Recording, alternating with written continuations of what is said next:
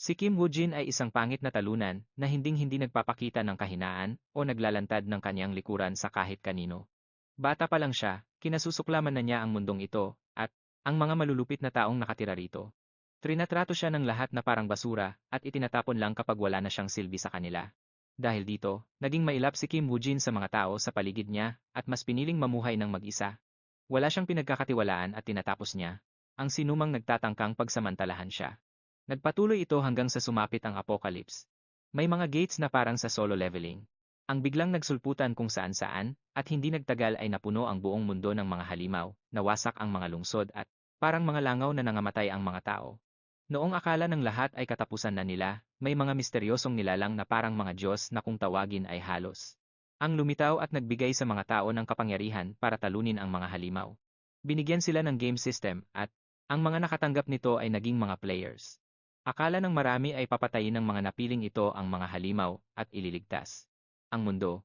Pero ang kanilang mga bayani ay masyadong abala sa pagpapayaman dahil ang negosyo ng pagpatay ng halimaw ay sobrang laki ng kinikita. Sa kabila ng nakakagimbal na kaganapang ito, walang nagbago para kay Kim Woo-jin, na kasing lungkot pa rin ng dati. Alam na niya ang kadilimang nakatago sa puso ng mga tao.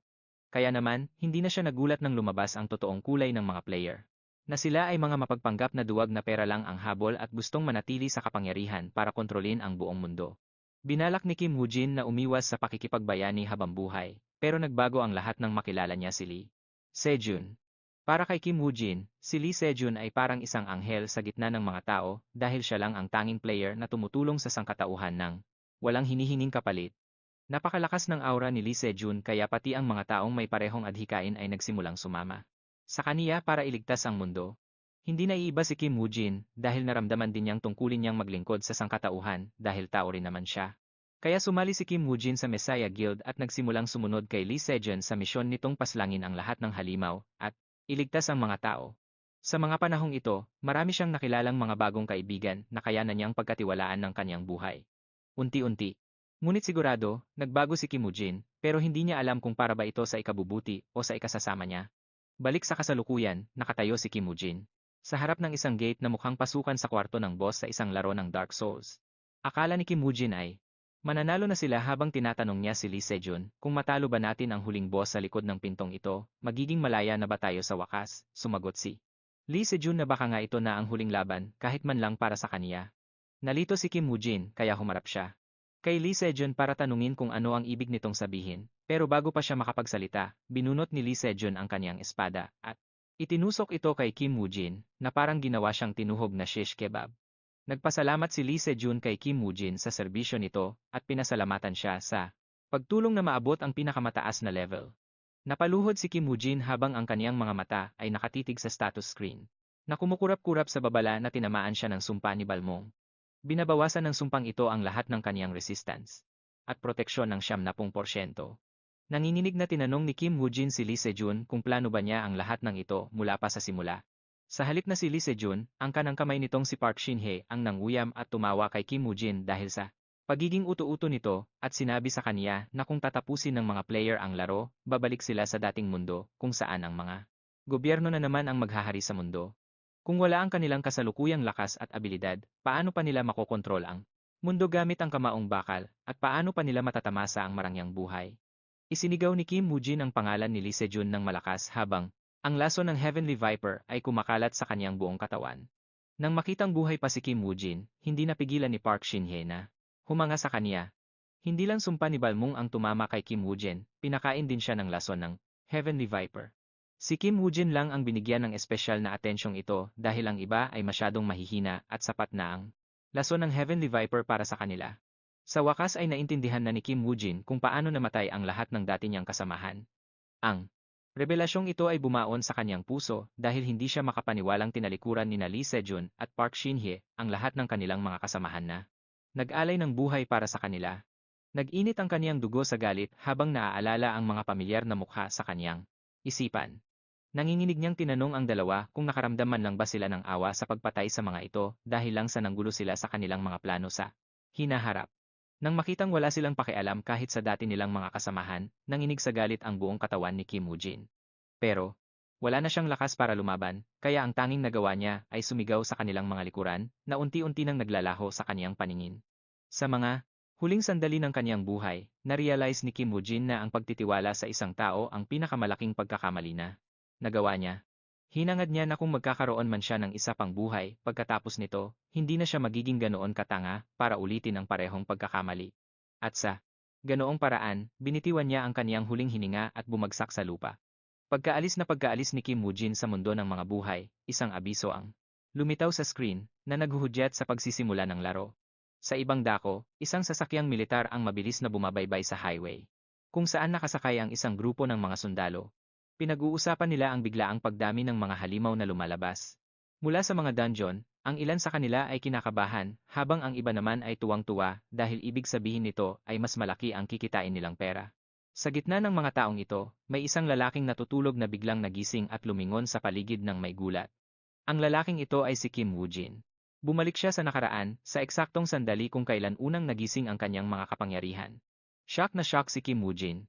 Bago ang sandaling ito, pinagtaksilan siya ni Lee Se-jun at namatay siya sa loob ng dungeon, kung saan hinayaan lang mabulok ang bangkay niya sa gitna ng kawalan. Pero ngayon, buhay siyang muli at bumalik sa panahon kung kailan nagsisimula pa lang ang laro.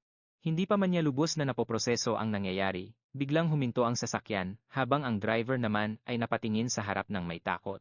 Ang buong highway ay puno ng mga dambuhala at maskuladong orc na nakatingin sa kanila ng masama.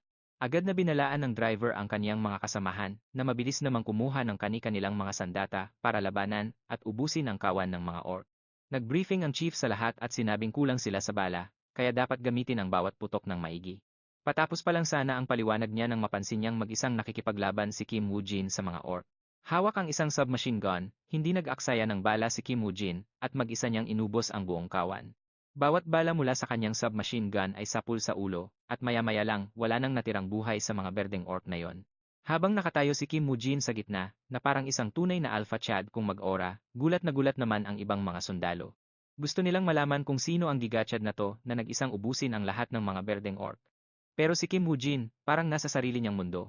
Sinusubukan niyang masanay sa kanyang katawan na hindi pa nakaka-adjust sa kapangyarihan ng system. Pakiramdam niya ay nananaginip pa rin siya. Pero nagising ang diwa niya nang pagalitan siya ng chief dahil sa biglaang pagsugod ng mag-isa at pag-agaw sa lahat ng kills. Walang pakialam si Kim Woo-jin sa mayabang at makasariling chief na to dahil okupado pa rin ang isip niya ng mga huling sandali ng buhay niya noon.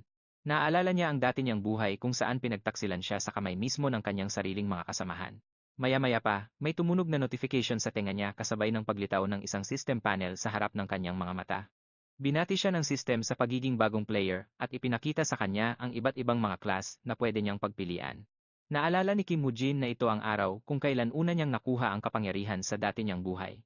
Pero sa pagkakataong ito, may mga nagbago. Hindi tulad noon, may 3 bagong class na pwedeng pagpilian si Kim Woo-jin ngayon. Isa na rito ang Dark World Surrogate, isang class na may kakayahang kontrolin ang mga sumpa at iba't ibang uri ng lason. Hindi lang yan, dahil kaya rin ng class na ito na mag-summon ng mga undead na monster, nagagawa sa kanya na isang one-man army na necromancer. Ang class na ito ay dati ng pagmamay-ari ng isang lalaking nagngangalang Johan Jorg, na tinawag ding Immortal King.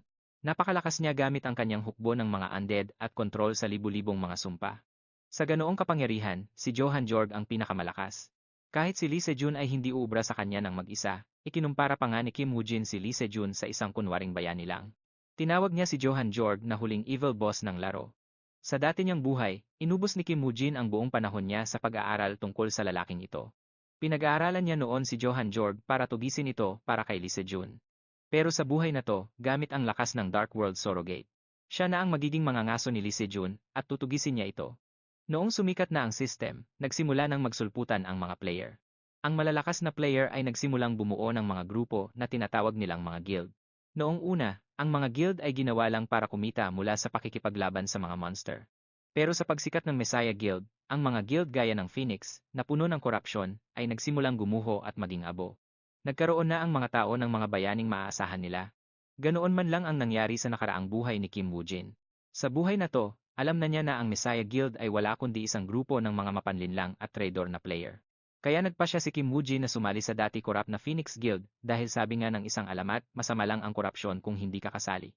Sa headquarters ng Phoenix Guild, isang lalaki ang nag-alok kay Kim Woo-jin ng kontrata para sumali sa guild. Sinabi nito ang iba't ibang kondisyon gaya ng mga karagdagang bayad na kailangan niyang ibigay tuwing makaka-clear siya ng isang dungeon. Wala namang gaanong pinagkaiba sa mga nakita natin sa solo leveling. Binasa ni Kim Woo-jin ang kontrata. Napagtanto niya na kahit makuha niya ang lahat ng pabuya, hindi pa rin sapat ang pera niya para bumili ng item sa yugtong ito. Dumiretso na siya sa susunod na mahalagang bagay at tinanong ang manager kung paano nito makukumpirma ang status niya bilang isang player. Ang player lang kasi ang nakakakita ng system panel. Ngumisi ang manager at sinabing may sariling paraan ang guild nila. Naglatag siya ng 5 baraha sa harap nito at sinabihan siyang pumili ng kahit alin sa mga ito. Kapag nasunog ang baraha, ibig sabihin ay isa siyang player dahil ang 5 na to ay pawang mga skill card. Napako ang tingin ni Kim Woo-jin sa isang skill na tinatawag na Hemotoxin na kabilang sa kanyang Dark World Surrogate.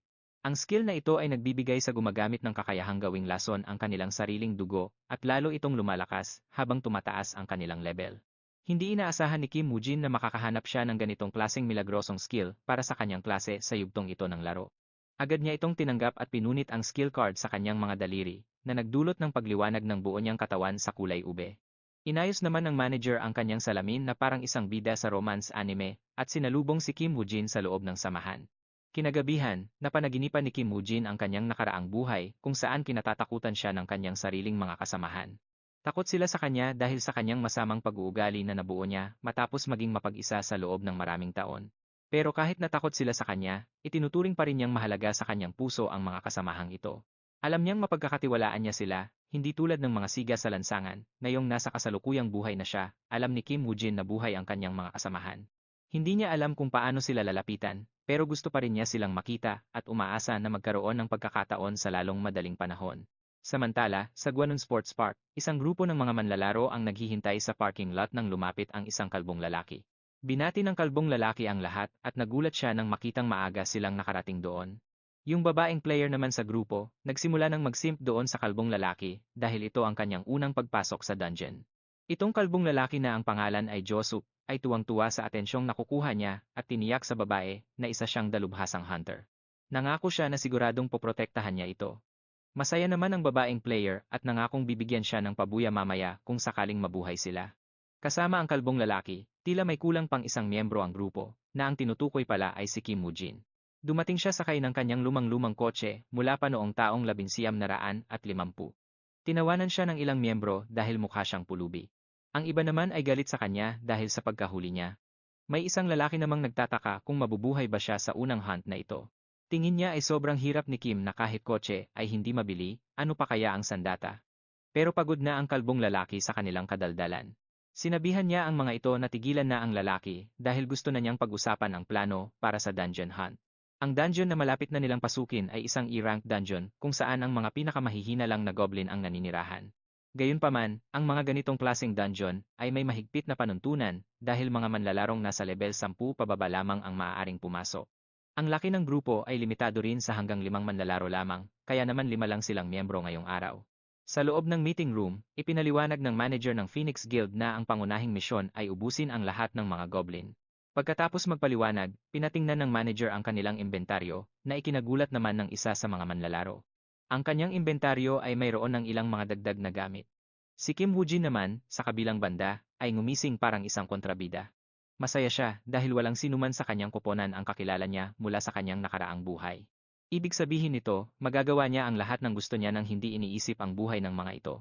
Pagkatapos ng pagpupulong, pumasok na sila sa loob ng dungeon. Nagulat silang lahat nang makakita ng isang buong bagong mundo. Sa labas, puro semento at gusali ang kanilang nakikita. Pero sa loob ng dungeon, asul ang langit at ang kagubatan ay napakasagana at luntian. Nagtipon-tipon ang grupo para magtayo ng kampo. Nagsimulang magmanman si Kim Woo-jin sa paligid para tignan kung may kakaiba. Nang makita ito, inutusan siya ni Josup na mag-scout o mag-obserba. Tinanggap ni Kim Woo-jin ang gawain, na ikinagulat ni Josup na akala ay kakapit ang lalaki sa grupo para maging ligtas. Alam ni Kim Woo-jin na gusto lang siyang gamitin ng kalbong lalaki bilang pain, pero baliwala ito dahil isa naman siyang one-man army. Samantala, sa himpilan ng Messiah Guild, nakatayo si Park Sin-hee sa isang bilog na mesa kasama ang mga matataas na pinuno. Ipinapaalam niya sa kanila na magpapakilala siya ng isang bagong miyembro na lalahok sa kanilang susunod na misyon. Pagkatapos niyang magsalita, isang lalaki ang pumasok sa silid, na ikinagulat ng ilang miyembro ng samahan. Isang lalaking nagngangalang Yang Ju ang tumawag sa baguhan, na isang mayabang na bastos. Ipinakilala naman ng lalaki ang kanyang sarili bilang si Suzuki Ichi. Magpapaliwanag pa sana siya ng higit, pero nang mapansin ang matatalim na tingin, napagtanto niyang pamilyar ang karamihan sa mga mukha rito. Kaya naman, hindi na niya itinuloy ang pagpapakilala sa sarili. Si Lee Jun, ang pinuno ng Messiah Guild, ay pinuri si Suzuki Ichi. Tinawag niya itong isang ambisyosong tao, pero ang tanging mahalaga lang kay Suzuki Ichi ay ang kanyang mga susunod na gawain. Ikinagalit ito ni Yang Jiu na nakaupo sa tabi niya, at binalaan ang baguhan na huwag maging bastos. Wala nang ibang gustong gawin si Yang Jiu, kundi ang durugin ang ulo ng mayabang na lalaking ito sa mismong ibabaw ng mesa. Nagtataka naman si Suzuki Ichi kung ang tono ba ng kanyang pananalita ang nakakainis, o dahil ba ito sa nangyari noong nakaraan. Lalo itong nagpainit sa ulo ni Yang Jiu na sumabog sa galit, at gustong hamunin ng duelo si Suzuki Ichi para mabawi ang kanyang dangal. Ngunit napigilan siya ng isang salita lang mula kay Lee Jun, at tahimik na bumalik sa kanyang upuan na parang isang sunod-sunurang aso. Sa ngayon, kailangang lunukin muna ni Yang Jiu ang kanyang galit habang nangangakong dudurugin ang kayabangan ni Suzuki Ichi sa susunod na magkaroon siya ng pagkakataon, matapos kumalma ang lahat. Nagtanong si Park Senu sa guild tungkol sa dating trabahong ibinigay sa kanila. Sumagot ang isa sa mga miyembro na kung pagkuha lang naman ng mineral ang usapan, aabutin lang ito ng 3 araw. Para kay Lee Jun, ayos lang ang deadline na ito kaya agad niya itong inaprubahan. Balik naman tayo kay Kim. Woojin, patuloy pa rin siya sa paglibot sa dungeon para maghanap ng mga pahiwatig tungkol sa sikretong nalaman niya noon. Pagkalipas ng goaf, ilang sandali, sa wakas ay nahanap na niya ang puno na may mga marka ng gasgas na nagpaalala sa kaniya sa kanyang guro na nagturo na ang bawat maliit na impormasyon ay mahalaga para tumaas ang tsansa nilang mabuhay. Ang gurong ito ay walang iba kundi si Suzuki Ichi. Tinuruan lang niya si Kim Woojin dahil bahagi ito ng Messiah Guild. Alam ni Kim Woojin na si Suzuki Ichi ay isa lamang asong tagapangaso para sa Messiah Guild. Pero kontento na siya sa mga natutunan niya mula rito dahil makakatulong ito para wasakin ni Kim Woojin ang bawat hibla ng Messiah Guild sa bago niyang buhay na ito. Maya-maya lang, may isang batong dumaan sa harap ng mukha niya at tumama sa puno sa likuran niya. Tumingin si Kim Woojin sa pinanggalingan nito at nakita ang isang grupo ng mga goblin na handa siyang lapain. Sa dati niyang buhay, nagtatago lang si Kim Woojin sa mga goblin sa ganitong level. Pero sa buhay na ito, ang mga goblin na ito ay parang mga praktisan lang para subukan ang kaniyang hemotoxin skill.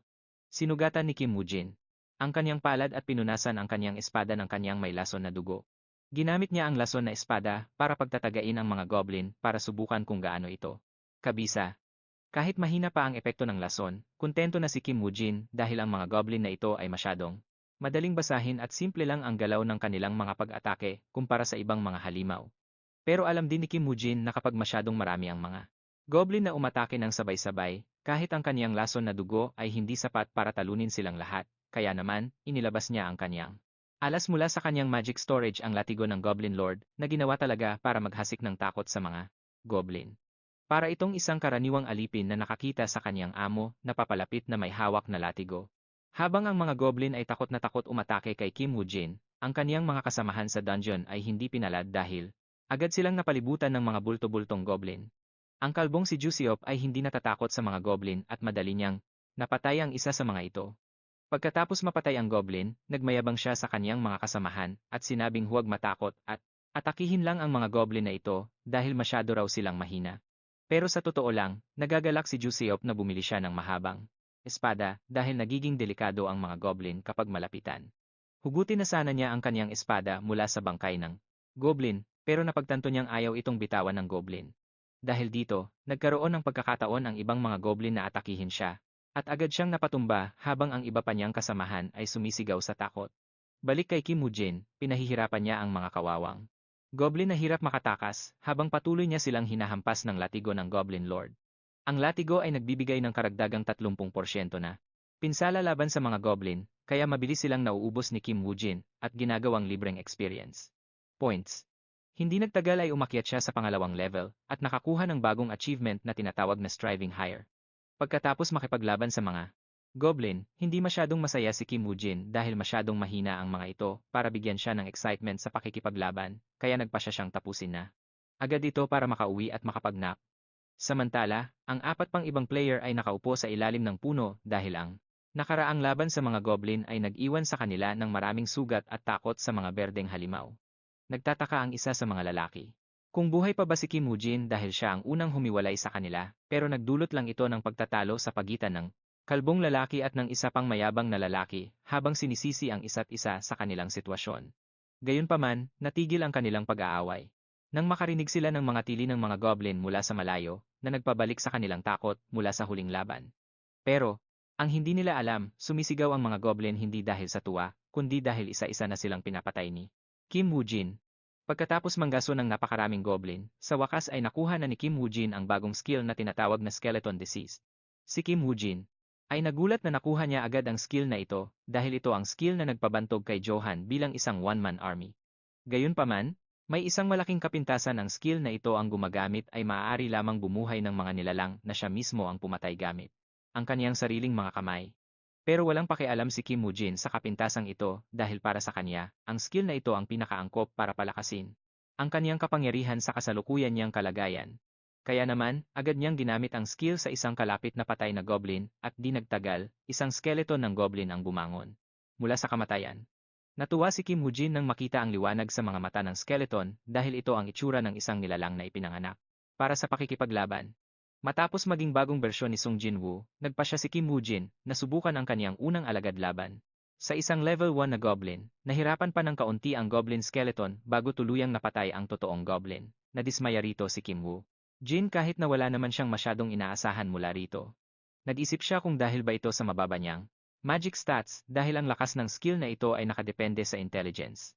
Sa huli, hinayaan na lang niya ang kaniyang pagkadismaya dahil hindi naman talaga niya balak gamitin ang skeleton bilang pangunahing panlaban niya.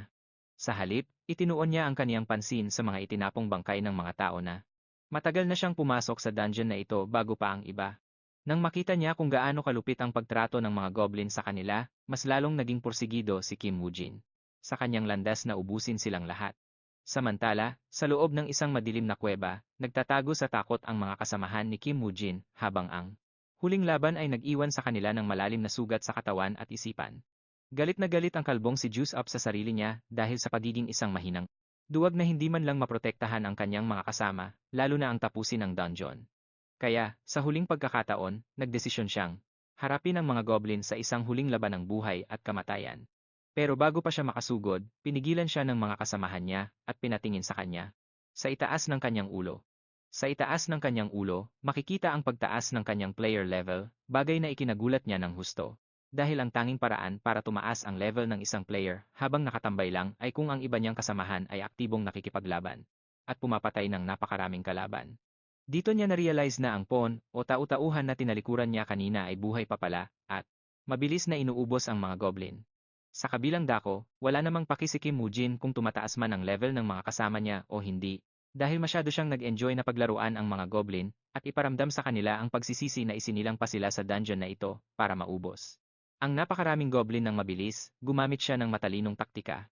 Hinarangan niya ang pasukan ng pugad ng mga goblin gamit ang maraming kahoy at saka ito sinilaban para gumawa ng makapal na usok. Mabilis na napuno ng usok ang hangin sa loob ng kuweba, dahilan para masuffocate ang mga natitirang goblin. Napangisi si Kim Woo-jin dahil para sa kanya, isa itong paghihiganti na isinilbing mainit at mausok para sa mga player na pinatay ng mga goblin bago pa siya dumating. Matapos maluto ng husto, ang mga goblin, naghintay si Kim Woo-jin sa paglitaw ng Goblin Champion. Pero laking dismaya niya nang wala siyang makitang anino nito.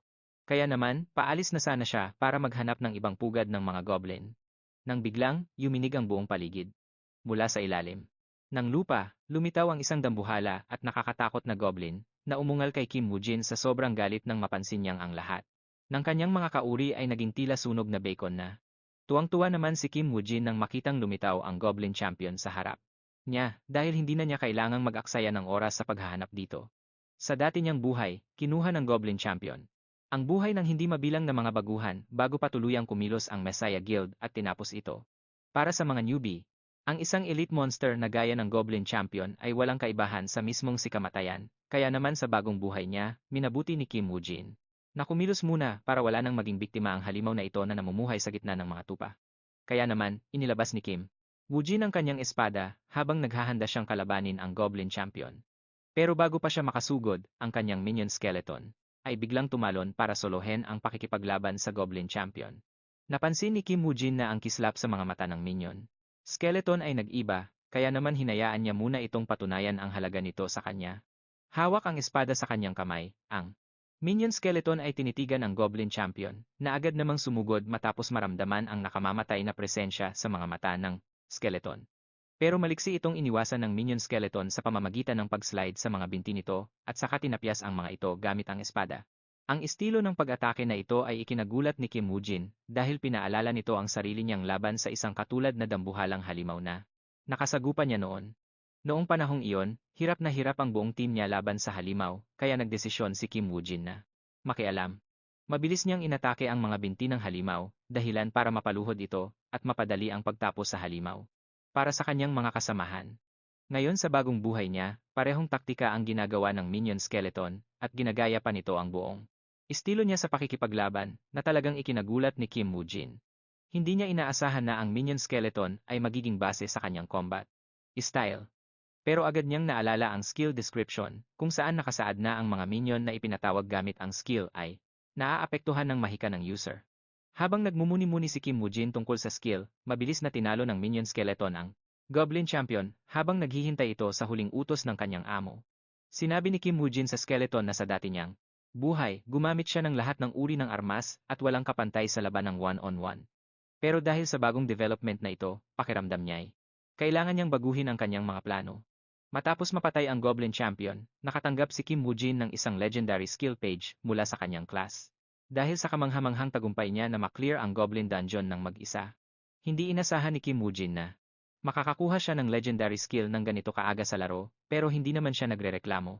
Samantala, pabalik sa totoong mundo, gulat na gulat ang manager mula sa Phoenix Guild nang malaman niyang tapos na ang dungeon. Hindi niya inaasahan na maklear ng team ng mga baguhan ang dungeon sa loob lang ng isang araw. Agad siyang tumakbo palabas at nakitang 4 lang sa kabuuang bilang ng mga miyembro ang nakalabas. Noong magsisimula na sana siyang magluksa para sa kaluluwa ni Kim Woo-jin, napansin niyang may isa pang anino na lumalabas. At walang iba kundi si Kim Woo-jin ito, na balak na sana niyang ipagdasal sa Diyos. Sa kabilang banda, si Juice Up, na muntik na ring hindi makalabas ng buhay, ay nanginig sa takot nang makita ang aura ni Kim Woo-jin. Habang naglalakad ito palabas ng dungeon. Hindi niya akalain na ganito pala kalakas si Kim Woo-jin para ubusin ang buong dungeon. Mag-isang tinapos ang dungeon. Napaisip tuloy ako kung ano ba talaga ang tunay na pagkatao ni Kim Woo-jin dahil hindi lang siya basta hamak na player. Habang nananatiling walang pangalan si Kim Woo-jin sa mundo ng mga players, ang Messiah Guild naman ay lalong sumisikat dahil pagod na ang mga tao sa lumalaking luho ng mga players. Habang ang lahat ng mga players sa iba't ibang guild ay nanggagatas ng pera mula sa publiko at sa gobyerno para lang linisin ang mga dungeon, ginagawa ito ng Messiah Guild ng libre, at kung hindi pa sapat iyon, sila rin ang nakatapos sa dungeon na may pinakamataas na floor sa buong kasaysayan ng Korea, isang bagay na wala pang ibang guild na nakagawa bago sila. At gaya ng lahat ng bagay sa mundo, pati ang mga player at dungeon hunting ay kontrolado na rin ng kapitalismo. Dahil suportado ng malalaking kumpanya ang iba't ibang guild, hindi rin nagpapahuli ang Messiah Guild. Kaya, matapos ang huli nilang panalo, sumipa ang market share nila sa taas, na ikinabwisit ng ibang guild at mga negosyanteng nagwaldas ng puhunan sa ibang players. Isa sa mga player na ito ay si Jusiok, na kasalukuyang naglalasing habang isinusumpa ang Messiah Guild. Nakikinig lang ang tropa niya sa mga reklamo niya nang mapansin nito ang sugat sa noo niya. Masyadong nahihiya si Jusiok na aminin na nakuha niya lang ang sugat na iyon sa isang hamak na goblin. Kaya naman, nagsinungaling siya na nasugatan siya dahil kay Kim Woo-jin, na wala raw pakialam sa buhay ng mga kasama makuha lang ang isang rare item sa loob ng dungeon. Ang kanyang kasinungalingan ay mabilis na naging tsismis na kumalat sa buong guild, dahilan para bansagan si Kim Woo-jin na isang sakim na player na walang pakialam sa buhay ng kanyang mga kasamahan. Hindi ito alam ni Kim Woo-jin dahil abala siya sa paghahanap ng paraan para makalapit kay Lee Se-jeon nang hindi nakakahalata. Matapos makahanap ng tsansa, pumunta siya sa guild para makakuha ng dagdag na pondo. Pero syempre, kailangan din niyang tumapos ng mas marami pang dungeon. Ngunit pagdating niya sa guild, sinabihan siya na wala raw gustong makisama sa kanya para sa dungeon hunt, dahilan para malaman ni Kim Woo-jin ang mga kumakalat na chismis tungkol sa kanya. Pero sa loob-loob niya, natutuwa pa siya sa mga balitang iyon. Mas mapapadali kasi ang buhay niya dahil hindi na niya kailangang gumawa ng mga dahilan para mag-solo sa dungeon. Habang nangyayari ito, ang manager at ang isang executive ng guild ay pinag-uusapan ang orc dungeon na nire-request pasukin ni Kim Woo-jin. Naalala ng executive na ito rin ang dungeon na nabigong tapusin noon ng rising star na si Jo Young-gyu at ng party nito. Ang manager naman ay medyo nag-aalala na baka masyadong kampante si Kim Woo-jin sa sarili niya. Pero sabi lang ng executive, hayaan lang si Kim Woo-jin sa gusto niya dahil baka bigyan pa sila nito ng isang magandang sorpresa. Sa kabilang banda naman, walang alam si Kim Woo-jin sa lahat ng ito dahil ang tanging pakay niya lang ay ang paghihiganti kay Lee Se-jeon, at alam na niya ang tamang paraan para rito, kinalaunan ng gabing iyon, si Kim Woo-jin na wala pa ring pera ay nagmaneho ng luma niyang kotse mula pa noong taong 1950 at nakarating sa Dungeon Gate. Giniya siya ng isang opisyal ng guild papunta sa dungeon, habang ipinapaliwanag sa kanya ang mga detalye para matapos ang misyon. Ang dungeon ay tinatawag na Orc Hunter, isang Class C dungeon na may 3 palapag.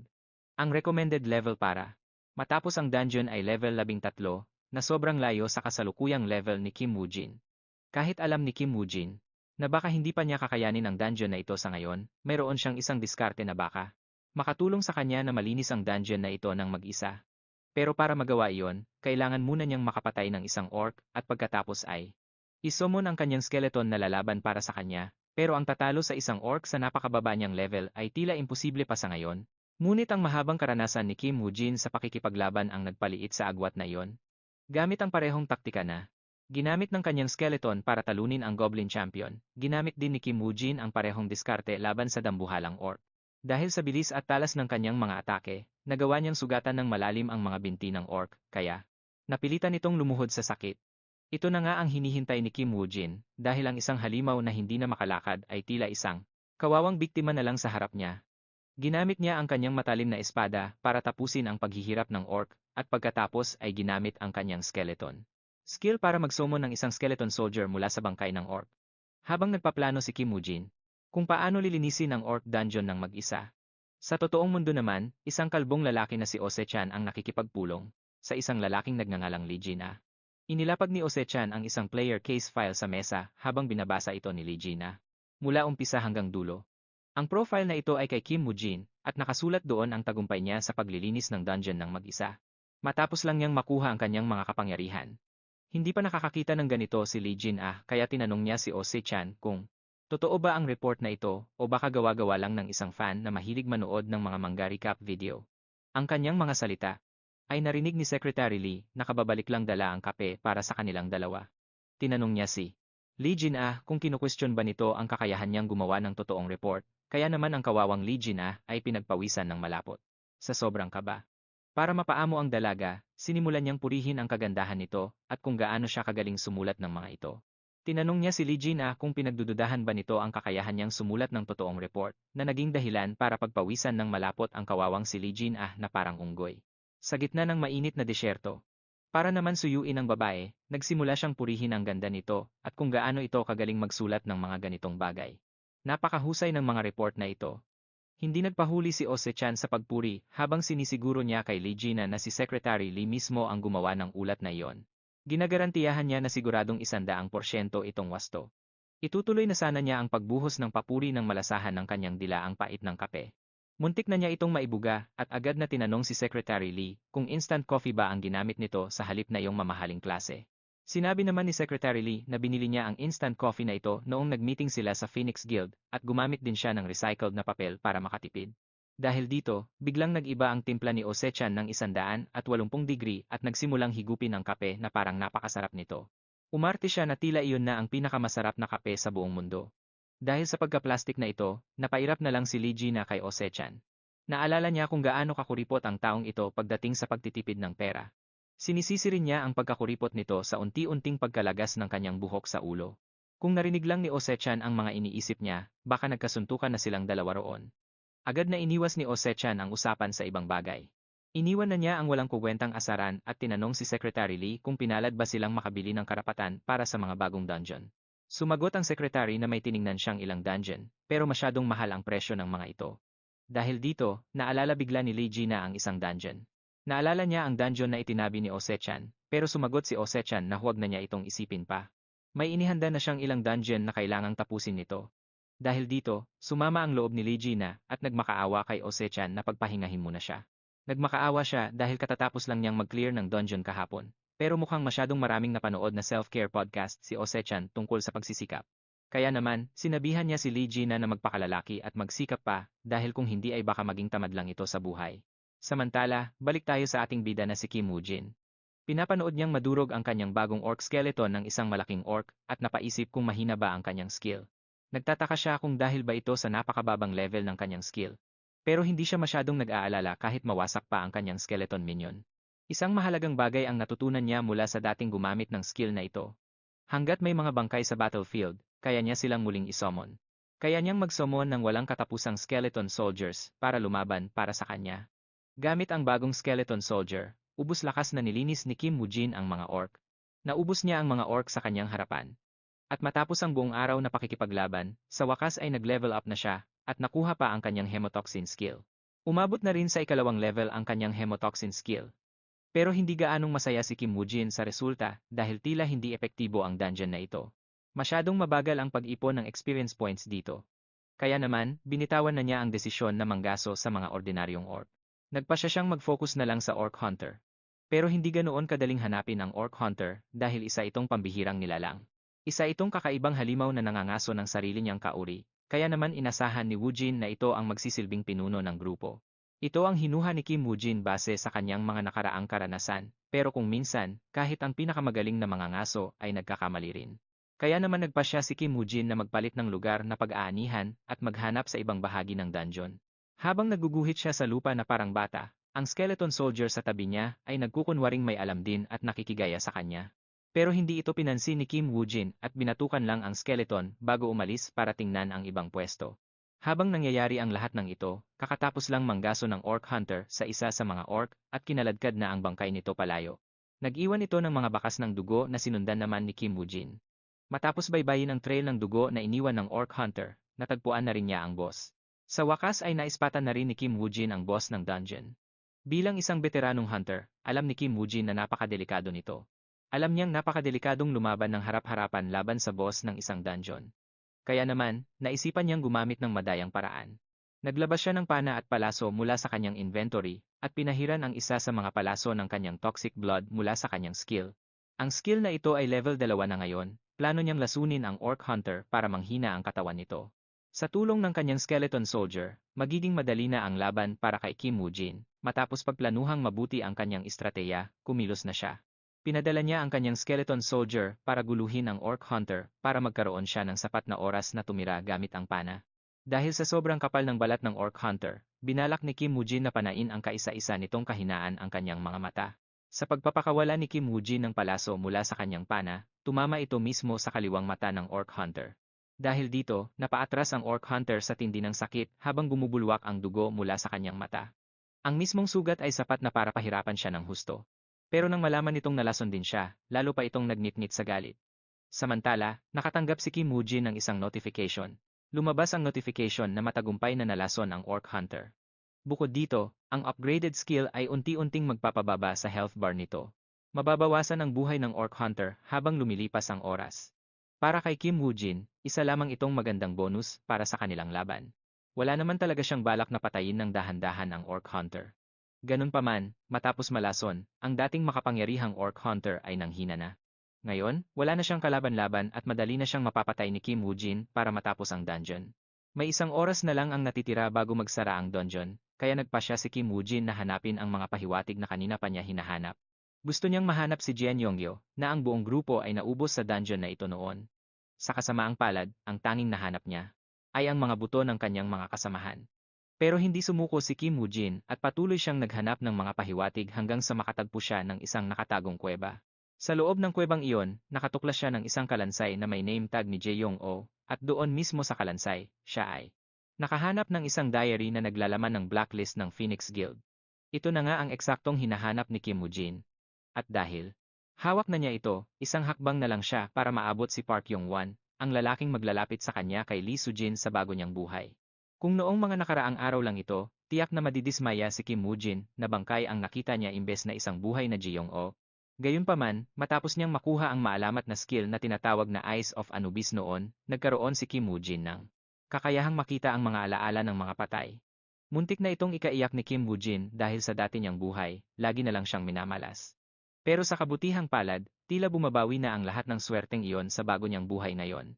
Balik sa inabandunang kuweba, hinawakan ni Kim Woo Jin ang bungo ng bangkay ni Jae-yong-oh at tumitig ng malalim sa mga walang laman nitong mga mata, kahit hindi nakakapagsalita ang mga patay, gamit ang Eyes of Anubis, kaya niyang sumilip sa mga lihim ng yumao, bagay na lumalabag sa ipinagbabawal na batas ng universo. Sa loob ng mga alaala ni Ji Yong-o, nakakita si Kim Woo-jin ng ilang bahagi kung saan tinatridor nito ang kanyang mga kasamahan, kahit pa. Alam niyang ang human hunting ay mahigpit na ipinagbabawal ng batas. Pero wala siyang pakialam dahil naniniwala siyang hanggat nasa likod niya si Park Yong-wan, wala siyang kakaharaping anumang parusa. Matapos bumalik sa kasalukuyan, pakiramdam ni Kim Woo-jin ay kinilabutan ng husto dahil ang pagsilip sa alaala ng mga patay ay isang ipinagbabawal na gawain. Pakiramdam din niya ay medyo nanghina siya. Dahil ang skill na ito ay kumokonsumo ng mas maraming magic kumpara sa lahat ng iba pa niyang skills kung pagsasamahin. Pero sa kabila ng lahat ng hirap, si Kim Woo-jin ay naniniwalang sulit ang lahat dahil sa bagong impormasyong ito, hawak na niya ang alas para sa susunod niyang hakbang laban kay Park Yong-wan. Balik sa tunay na mundo, isang lalaki ang nakaluhod sa sahig sa loob ng opisina ni Park Yong-wan habang binubugbog siya ng husto ng bataan nito. Ang kawawang lalaki ay isa sa mga manager na nag-assign ng dungeon kay Kim Woo-jin para tapusin ng mag-isa. May ibang plano sana si Park Yong-wan para sa dungeon na iyon, kaya naman galit na galit siya sa tarantadong manager na iyon. Inutusan niya ang kanyang sekretary na asikasuhin ang lalaki, at sa pagsabing asikasuhin, ang ibig niyang sabihin ay itapon ito sa mga gulag. Ang kawawang lalaki ay patuloy sa pagmamakaawa, pero walang sinuman ang naawa sa kanya. Si Park Yong-wan naman ay tila interesado kay Kim Woo-jin at sa kakayahan nitong mag-isang ubusin ang isang buong dungeon. Pero pinaalalahanan siya ng kanyang secretary tungkol sa mga masasamang tsismis kay Kim Woo-jin at kung gaano ito kasamang tao na hindi mag-aatubiling magtraidor sa sariling mga kasamahan, si Park Yong-wan ay wala namang pakialam sa reputasyon ni Kim Woo-jin.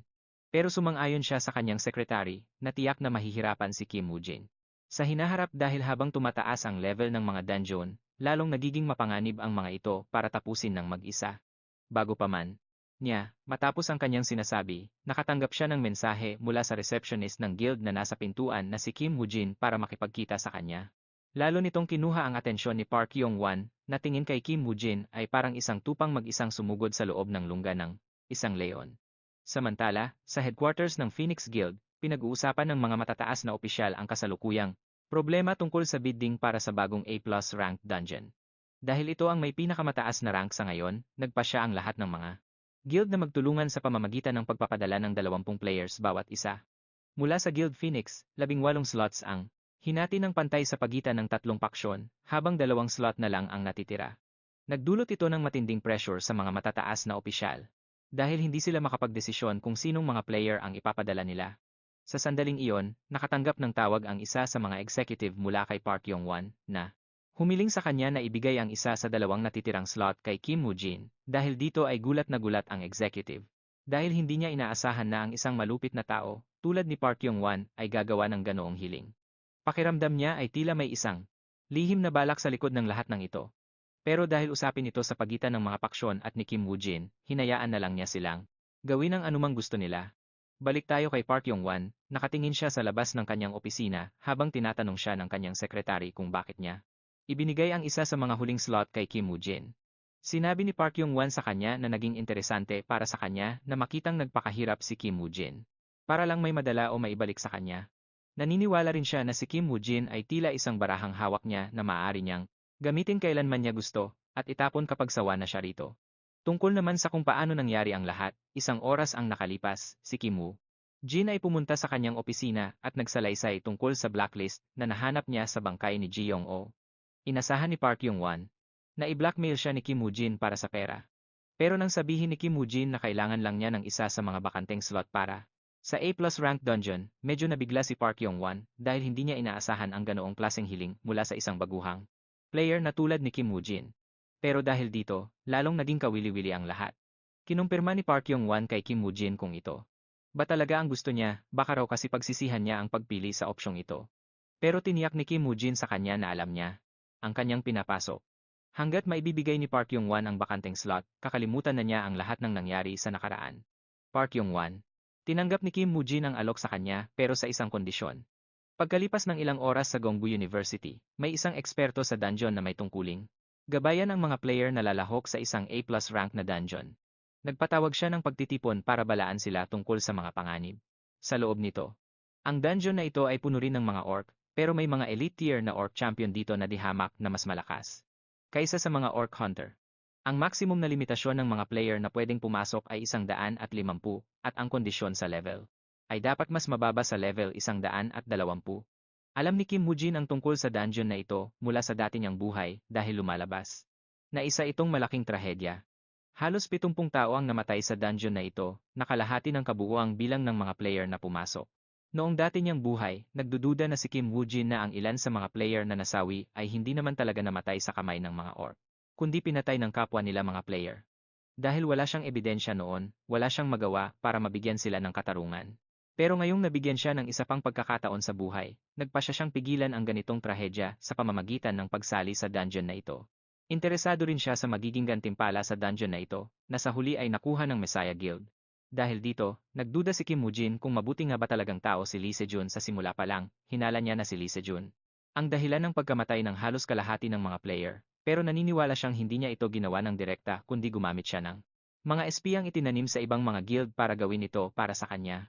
Pagkatapos ng maikling pulong, nagtipon-tipon na ang mga player sa gate ng dungeon habang naghahanda na silang mag-teleport papasok. Sa loob ng dungeon, medyo nalilito ang lahat dahil sa sobrang dami ng mga player sa loob. Pero gaya ng dati, napakagaling ng Messiah Guild at sila ang unang nakabuo ng pormasyon na siyang nagpaalab din sa fighting spirit ng iba pang mga guild.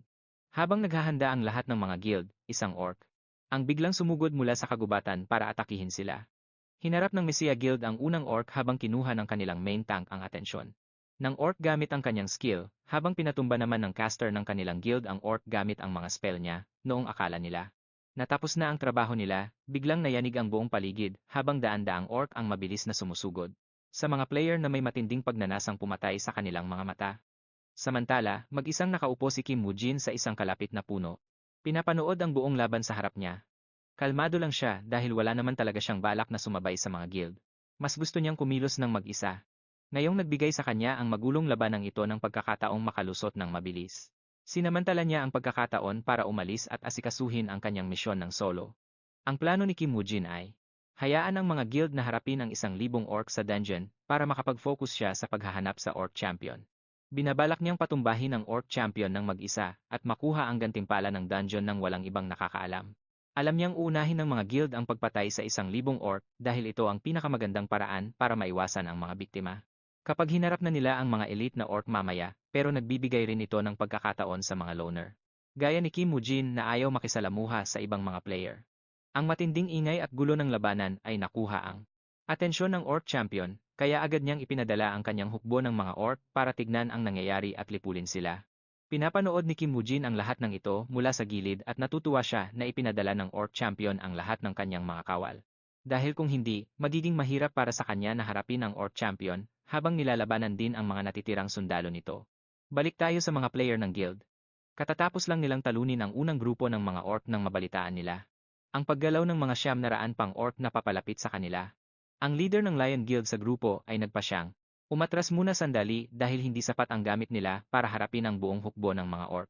Sa puntong ito ng kanilang ekspedisyon sa dungeon, pero hindi natuwa ang ibang mga guild sa naging desisyon nila at tinawag nilang duwag ang Lion Guild dahil hindi nila hinarap ang mga monster ng harapan. Pero walang pakialam ang Lion Guild sa sasabihin ng iba habang sila ay umalis sa labanan para maghanda sa susunod na bakbakan. Sa kabilang banda naman, handa na si Kim Woo-jin na atakihin ang orc champion. Ipinatawag niya ang dalawa sa kanyang mga skeleton soldier at pinasugod sila sa orc champion para lituhin ito. Ang kanyang estratehiya sa pagkakataong ito ay pareho pa rin ng dati, na gamitin ang palaso na may halong lason mula sa kanyang dugo para masugatan ang orc. Pagkatapos noon, manghihina ang orc, at matapos patagalin ang laban ng kaunti, madali na niya itong matatalo. Akala ni Kim Woo-jin ay magiging madali lang ang labang ito. Pero nang sumugod ang dalawa niyang skeleton soldier para lumaban, ang isa sa kanila ay agad na nawasak, habang ang isa naman ay halos hindi makaiwas sa mga atake nito. Biglang na-realize ni Kim Woo-jin na ang orc champion na ito ay dihamak na mas malakas kaysa sa nabalitaan niya noong dati niyang buhay. Nang mapagtanto ito, agad niyang inilabas ang kanyang pana at naghandang itudla ang palaso sa mga mata nito. Gayunpaman, kahit paano ay nagawa ng orc champion na iwasan ang palaso, na ikinagulat ni Kim Woo-jin. Hindi niya akalaing ganoon kabilis makaramdam ang orc champion. Maya-maya pa, wala na ring magawa ang isa pa niyang skeleton soldier. Gamit ang espada nito, na agad na nagkapira-piraso, nang tumama sa makapal na balat ng orc champion. Medyo nabubuisit na si Kim Woo-jin dahil madaling nasira ang kaniyang planong wala sanang palya dahil walang paraan para talunin ang orc sa kaniyang kasalukuyang kalagayan. Nagdesisyon si Kim Woo-jin na gawin ang pro-gamer move ang umatras muna sa laban na hindi niya kayang ipanalo. Pero habang tumatakas si Kim Woo-jin, hinahabol pa rin siya ng Orc Champion. Karaniwan, hindi na nanghahabol ang mga dungeon monster kapag lumayo na ang mga tao, pero tila kakaiba ang Orc Champion na ito. Matapos habulin si Kim Woo-jin, nang ilang sandali, sumuko na rin ang Orc Champion dahil ginamit ni Kim Woo-jin ang masukal na kagubatan para itago ang kaniyang presensya. Sa loob din ng masukal. Nagubat na iyon, hinahanap din ng mga miyembro ng Lion Guild ang Orc Champion. Kaya naman, nang mapansin nilang tumatalon si Kim Woo-jin mula sa isang puno, patungo sa isa pa sa ibabaw ng mga ulo nila, nagulat sila dahil hindi nila akalaing may iba pang nagbabalak na sumabak para manggaso sa Orc Champion ng mag-isa. Mabuti na lang at nakatago ang mukha ni Kim Woo-jin, kaya hindi nila siya nakilala. Dahil dito, hindi siya nagkaproblema na mabisto ang kaniyang pagkatao. Pagkaalis ni Kim Woo-jin sa gubat, isa-isang bumagsak ang mga miyembro ng Lion Guild. Gulat na gulat ang pinuno nila habang sumisigaw sa kung sinumang nagtatago sa dilim na lumabas na. Pero, walang lumabas at pati ang mismong pinuno ay bumagsak din, dahilan para maubos ang buong grupo nila. Nang makarating si Kim Woo-jin sa base camp, laking gulat niya na makitang nagluluksa ang lahat sa halip na maghanda para sa susunod na labanan. Matapos makinig sa usapan ng ibang players, nalaman niyang naubos pala ang mga miyembro ng Lion Guild. Walang nakakaalam kung paano sila namatay, pero base sa mga bangkay na natagpuan, luray-luray ang mga ito at hindi na malaman kung ano ang eksaktong nangyari sa kanila. Halos lahat ng players ay naniniwalang gawa ito ng mga orc. Pero alam ni Kim Woo-jin na isa ring tao ang gumawa nito dahil sa mga nalalaman niya mula sa dati niyang buhay. Kahit na walang pakialam si Kim Woo-jin, sa kahit sinong players, ayaw pa rin niyang hayaang mamatay silang lahat sa kamay ng isa't isa dahil magreresulta lang ito sa paghina ng mga players laban sa mga orc, at mas hihirap para sa kanya na tapusin ang dungeon ng mag-isa. Kinabukasan, muling nagtipon ang lahat ng players para labanan ang mga orc. Gayunpaman, sa pagkakataong ito, bagsak na bagsak ang morale nila. Dahil sa nangyari sa Lion Guild at sa dami ng mga orc na nasa kabilang panig. Sa kabilang banda, muling naglaho si Kim Woo-jin sa gitna ng labanan habang papunta siya para harapin ang Orc Champion sa huling pagkakataon. Pero ngayon, binago niya ng kaunti ang kaniyang diskarte. Sa halip na siya ang gumamit ng pana at palaso, ibinigay niya ang mga ito sa kaniyang mga skeleton soldier para buwisitin ang Orc Champion mula sa gilid nang sa gayon ay masolo niya ang pakikipaglaban. Napansin ng Orc Champion na ang langgam na tumakas noong nakaraan ay bumalik na naman para kalabanin siya. Sa pagkakataong ito, agad niyang ginamit ang lakas ng Orc Fang sa simula pa lang para mapuksa ang langgam na ito sa lalong madaling panahon. Pero nang susugod na ang Orc Champion kay Kim Woo-jin dala ang palakol sa kaniyang kamay, bigla siyang tinamaan ng mga palaso. Ang mga palasong ito ay nanggagaling sa gilid at pinapakawalan ng mga skeleton soldier. Dahil sa istorbo sa paligid, hindi makatutok ang Orc Champion sa laban niya kay Kim Woo-jin, na sinamantala naman ang pagkakataon para makalapit sa Orc Champion. Pagkalapit, biglang tumalon sa ere si Kim Woo-jin at hinati ang dibdib ng Orc. Sobrang kapal ng balat ng Orc Champion, kaya hindi ito nagtamo ng anumang pisikal na sugat mula sa atake. Pero ang kwintas na Orc Fang sa leeg nito ay gawa lang sa karaniwang materyales, kaya hindi nito kinaya ang pinsala. Naputol ito sa 2 piraso. Agad na kinuha ni Kim Woo-jin ang Orc Fang, at ginamit ito para makuha ang lahat ng buffs na ginagamit ng Orc Champion sa laban nila, dahil wala na ang buffs mula sa Orc Fang, nang hina na ang Orc Champion. Hindi na niya kayang sanggahin ang mga palaso mula sa gilid, na nilagyan pa ng nakalalasong dugo ni Kim Woo-jin. Lalong nanghina ang kawawang Orc Champion habang bumabagal ang kaniyang bilis, at nababawasan ang kaniyang health points bawat segundo. Si Kim Woo-jin naman, todong ginamit ang lakas ng Orc Fang at humawak ng espada para sa wakas ay makaganti sa Orc Champion dahil sa pagpapatakas sa kaniya noong nakaraan. Dahil wala ng buffs at luhay sa lason sa dugo, wala ng laban ang Orc Champion kontra kay Kim Woo-jin at sa kanyang mga skeleton soldier. Ginamit ni Kim Woo-jin ang kaniyang liksi para hiwain ang braso ng Orc Champion na may hawak ng palakol na naging dahilan para mabitawan ito sa lupa. Agad namang pinulot ng skeleton soldier ang naturang palakol at sumugod sa Orc Champion. Balak niyang patayin ito gamit ang sarili nitong sandata. Habang nangyayari ang bakbakang ito, narinig ng isang scout mula sa ibang players guild ang ingay ng pakikipaglaban. At nang makarating siya, napansin niyang si Kim Woo-jin at ang kaniyang mga skeleton soldier pala ang mag-isang nakikipaglaban sa Orc Champion. Hindi makapaniwala ang scout sa nakikita ng kaniyang mga mata. May isang taong mag-isang nakikipaglaban sa boss. Pakiramdam niya ay kailangan na niyang i-report agad ang bagay na ito sa kanilang guild master. Kaya naman, paalis na sana siya nang biglang may pumana sa kanyang braso. Ang una niyang pinaghinalaan ay si Kim Woo-jin, pero nang lumingon siya para tingnan, nakita niyang isa palang miyembro ng Skull Guild ang gumawa nito. Walang pag-aalinlangan ang lalaki mula sa Skull Guild. Napatayin ang scout dahil ayaw niyang kumalat ang balita, at isa pa ay nasa blacklist na nila ito. Matapos ligpitin, Ang Scout, lumitaw na rin ang iba pang mga miyembro ng Skull Guild habang nag-uusap kung ano ang gagawin nila kay Kim Woo-jin. May ilan sa kanilang nagmungkahi na hayaan muna si Kim Woo-jin na patayin ang Champion Orc, at kapag tapos na siya, bigla na lang silang susugod para tapusin siya. At nakawin ang lahat ng mga nakuha niyang gamit. Umalis na ang lahat ng miyembro ng Skull Guild, maliban sa isa na naiwan para kaladkarin ang bangkay ng Scout na kapapatay lang nila. Plano niyang iwan ang bangkay sa mga orc dahil mabubura nito ang anumang ebidensya na maaaring magturo sa kanila. Samantala, sa wakas ay nagapi na rin ng iba pang mga players ang huling ilang pangkat ng mga orc, kaya ang orc champion na lang ang natitira nilang huhulihin. Ang kasalukuyang pinuno ng Phoenix Guild ang namumuno sa kanyang mga tauhan para linisin ang labanan habang naghahanda silang hanapin ang orc champion. Pero bigla na lang, isang notification. Ang lumitaw sa harap ng lahat na nagsasabing napatay na ang orc champion. Dahil dito, ang lahat ay nagkagulo dahil gusto nilang malaman kung anong guild ang may lakas ng loob na kumilos ng mag-isa na sumira sa kasunduan na ginawa nila. Pinaghihinalaan ng Messiah Guild na ang Lion Guild ang may gawa nito dahil humiwalay sila sa simula pa lang. Gayunpaman, alam din nilang naubos na ang lahat ng miyembro ng Lion Guild, kaya lalo silang naguluhan. Ang dahilan?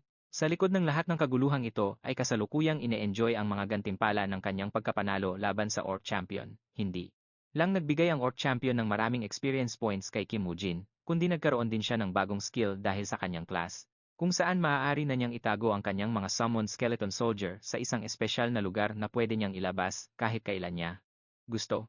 Makakatipid na siya sa oras dahil hindi na niya kailangang pumatay ng mga halimaw para lang makapag-summon ng mga skeleton soldier na nag-alis sa tanging kahinaan ng skeleton soldier skill. Bukod dito, pinalakas din ng skill na ito ang kanyang kakayahang mag-summon ng hanggang 5 skeleton soldier, kaya mas napalapit siya sa kanyang pangarap na maging isang one-man army. Si Kim Woo-jin ay hindi na makapaghintay na subukan ang kanyang bagong skill. Kaya naman, agad niyang itinago ang kanyang 2 skeleton soldier sa loob ng libro, dahilan para mapangiti siya. Dahil ngayon ay mayroon na naman siyang alas sa kanyang mga kamay. Samantala, malaki ang problema ng mga miyembro ng Phoenix Guild dahil natatakot sila sa bagsik ni Park Yong-wan kapag nalaman nitong nabigo silang makuha ang mga gamit mula sa Orc Champion. Hindi lang sila ang namumroblema dahil maging ang mga miyembro ng Skull Guild ay nagulat din nang malaman na napatay ni Kim Woo-jin, ang Orc Champion ng ganoon kabilis.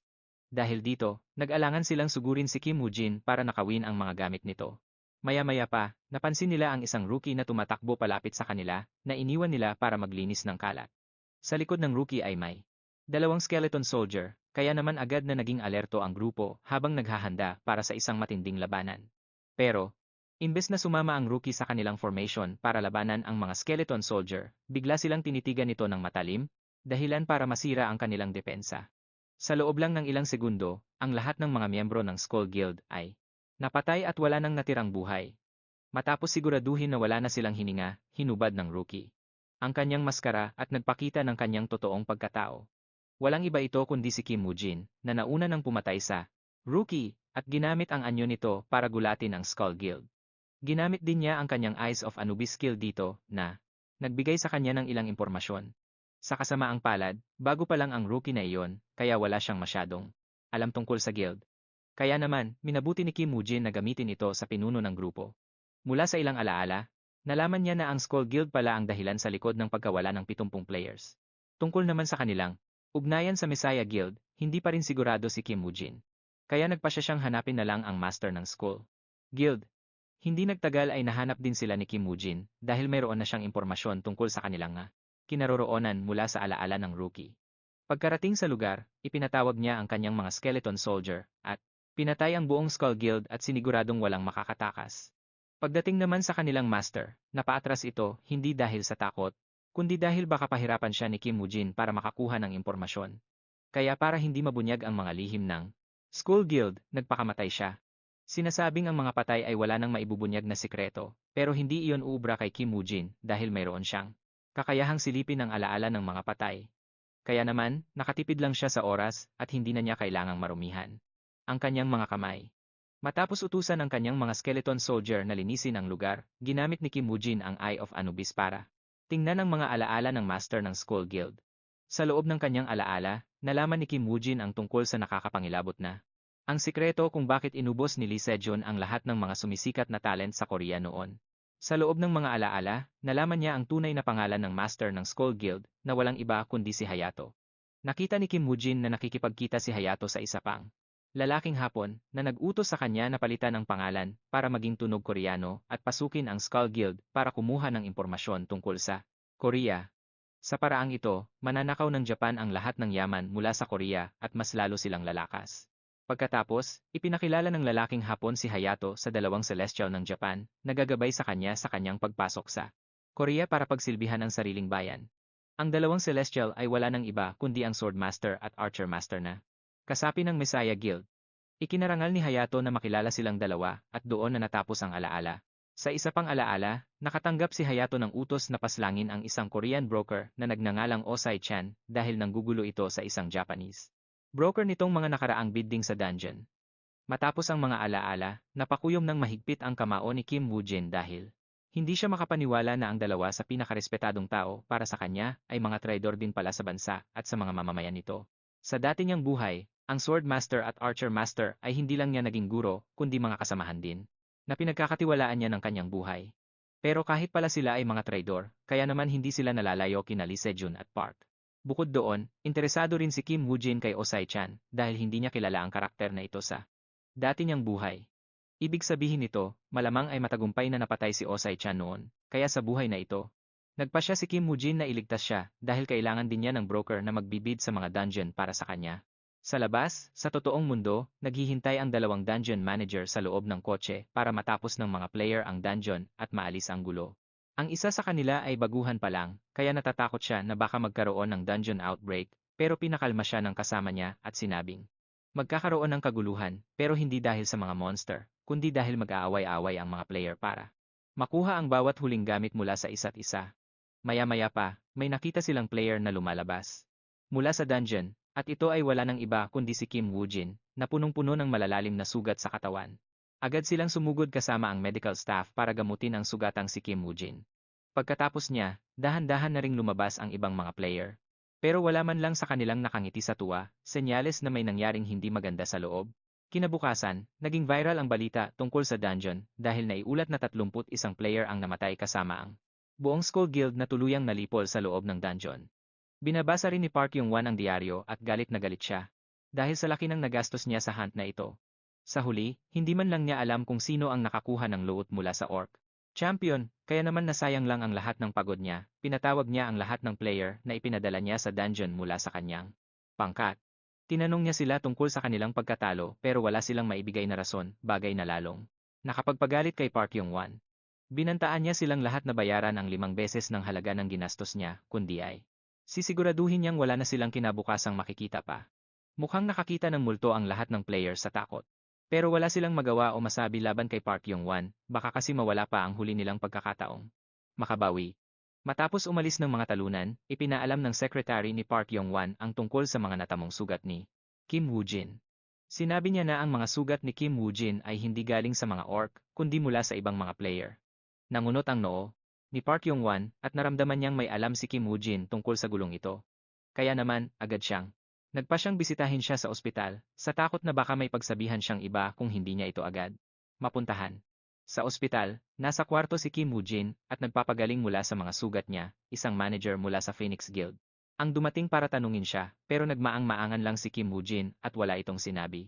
Pagkaalis ng manager, pumasok si Park Yung-wan at ang sekretary niya sa kwarto at tinanong si Kim Woo-jin kung ano ang nangyari. Nagsinungaling si Kim Woo-jin at sinabing nakita niya ang Skull Guild na nakikipaglaban sa Orc Champion. Tungkol naman sa ibang detalye, wala siyang masyadong alam dahil nalaman ang pwesto niya at inatake siya ng isang assassin mula sa likuran. Nagsinungaling siya na muntik na siyang mapatay bago siya tuluyang nakatakas matapos malason ang kalaban gamit ang kanyang blood toxins. Naniwala si Park Yung-wan sa mga sinabi ni Kim Woo-jin dahil hindi naman ito purong kasinungalingan. Pinagdududahan din niya ang Skull Guild dahil sa pagiging kahina-hinala nito. Matapos kausapin si Kim Woo-jin ng ilang sandali, paalis na sana si Park Yung-wan nang may maalala siyang mahalagang bagay. Tinanong niya si Kim Woo-jin kung ano ang kapalit para manatili itong tahimik. Napangiti naman si Kim Woo-jin sa loob niya. Dahil sa wakas ay kumagat na rin ang isda sa pain. Sinabi niya kay Park Yung-wan na isa lang ang gusto niya mula rito, at iyon ay ang impormasyon tungkol sa lalaking nagngangalang Osai-chan. Kilala ni Park Yung-wan kung sino si Osai-chan kaya pumayag siyang ibigay ang impormasyon sa kanya sa isang kondisyon na si Kim Woo-jin ay patuloy na magsisilbing espiya para sa kanya sa hinaharap. Pagkatapos ng usapan, umalis na si Park. Yung Wan habang tumayo naman si Kim Woo-jin para iunat ang kanyang naninigas na mga kalamnan. Tuwang-tuwa siya na pag-awayin si Park Yung-wan. Laban kay Lee Jin-ah at sa kumpanya nito dahil magbibigay ito sa kanya ng dagdag na oras para lumakas at makipagsabayan sa dalawang halimaw na ito ng bagong panahon. Samantala, kinokontak naman ni Park Yung-wan ang kanyang mga malapit na kakampi para alamin ang higit pa tungkol sa Skull Guild. Nalaman niya na kahit isa ito sa mga nangungunang guild sa Korea, ang Skull Guild ay walang kahit isang sponsor. Dahil dito, napaisip siya kung iligal ba silang nakikipagkalakalan sa ibang bansa dahil wala nang ibang paraan para mapatakbo ang ganoong kalaking guild ng mag-isa. Para makumpirma ang kanyang hinala, nagpa siya siyang busisiin ang kanilang mga black market channel dahil dito nagaganap ang malalaking iligal na transaksyon. Balik kay Kim Woo-jin, nakuha na rin niya sa wakas ang impormasyon tungkol kay Ose-chan at kinontak siya para makipagkasundo. Para sa donjon.